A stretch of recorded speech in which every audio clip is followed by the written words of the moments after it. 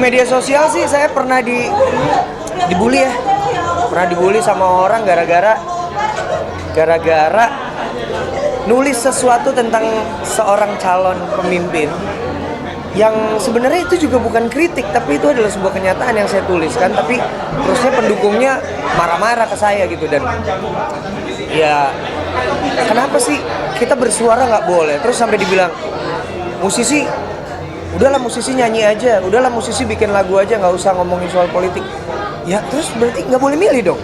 Misalnya kenapa orang nggak boleh bersuara, kenapa orang tidak boleh berbeda pendapat, kenapa orang-orang pintar di media sosial itu berusaha untuk menjegal pemikiran atau pendapat orang lain dan berusaha untuk menyamakan pendapatnya dengan pendapat mereka. Kenapa?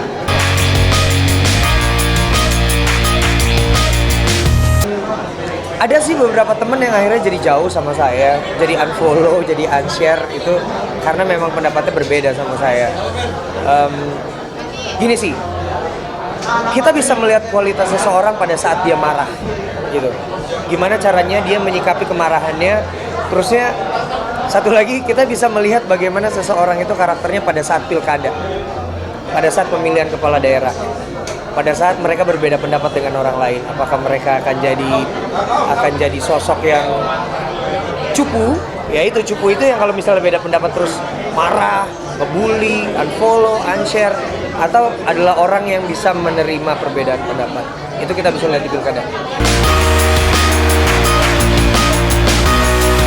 Harapan saya sih dengan adanya lagu Generasi Suara ini, orang-orang bisa lebih sadar. Sebenarnya banyak pihak juga berusaha untuk menyadarkan tentang itu, tapi lebih sadar lagi bahwa kita itu boleh bersuara tapi tidak marah kalau berbeda pendapat.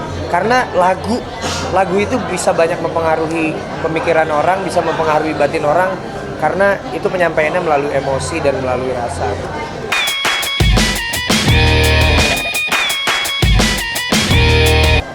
Kalau saya sih terus terang sih sekarang kalau Facebook udah bener-bener nggak pernah mau lihat, mungkin sampai tahun 2019 karena sampai ke Pilpres nanti bakal panjang banget.